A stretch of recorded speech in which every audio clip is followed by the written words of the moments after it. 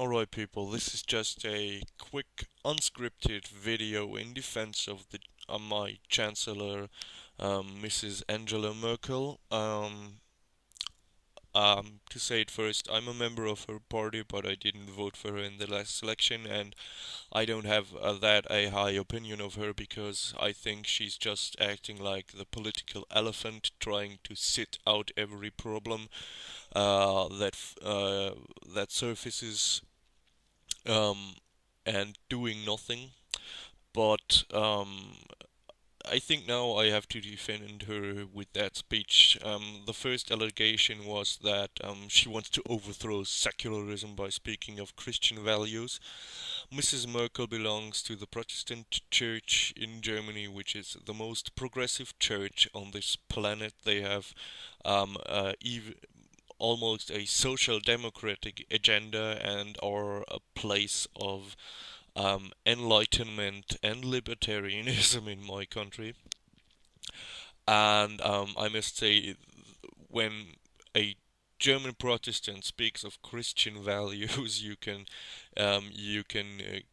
guess that he is meaning Western humanist values, and sometimes is even more progressive than atheists who speak of Western values.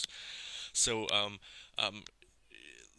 this it's a sham to accuse her of breaking secularism or bringing Christian fundamentalism into politics. She's a member in a Christian party, and she has to keep a grasp on her voters, and so she defended Christian values. And I must also say I'm an atheist, but Christianity is a part of Germany since 1,000 years, and Christianity adapted to Germany.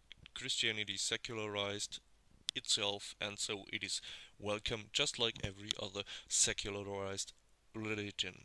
Now, speaking about the alleged intolerance against migrants. Alright, the situation in Germany was that we had a really fucked up migration policy. The rightist parties always said, no, we are no country of migration, and so we don't need to care about the topic. And the leftist party said, oh yeah, we have to dilute the German people because they all are Nazis, and also these immigrants we bring in, they vote for us, so hell yeah. And let's build our nice multicultural playland.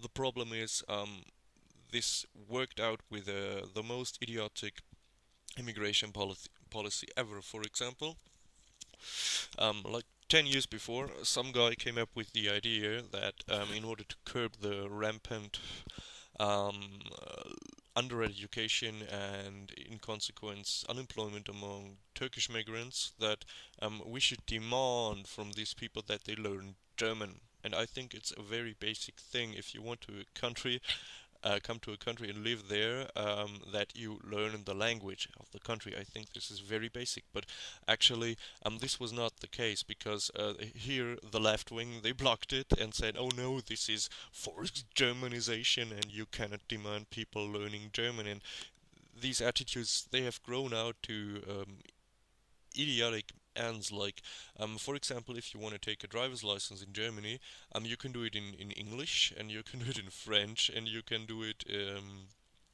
in German, of course, but you can also do it in Russian, and you can also do it in Turkish and whatever. And I think that's idiotic, you know. Or for example, if you demand social welfare in that country and you don't speak the language, you're actually helped by a paid interpreter by the state to order to help you and fill out your forms. I think this is just in helping people who come here and live in their cocoon of their host society, and that's not good. Sometimes you gotta force the people out of their parallel society, and that's exactly what Mrs. Merkel speaks about. And I think that we have a minority of immigrants who don't want to integrate, who give a shit or even detest German society, and who don't even want to speak the language. And this is a problem because these people they end up as political fanatics like Islamists or gangsters because they have no chance in our society. If you don't speak German, you won't get a decent education in Germany, and if you don't speak German, you have no chance at the job market. And I think that's okay. because how should I work with somebody who doesn't bother to speak my language? Hmm? And that's what Mrs. Merkel means of demands from immigrants. And this is that's the point. And the immigrants will also benefit from it because fewer will end up on the very low scale of society. And also, what I have to say, we had no economically driven immigration policy.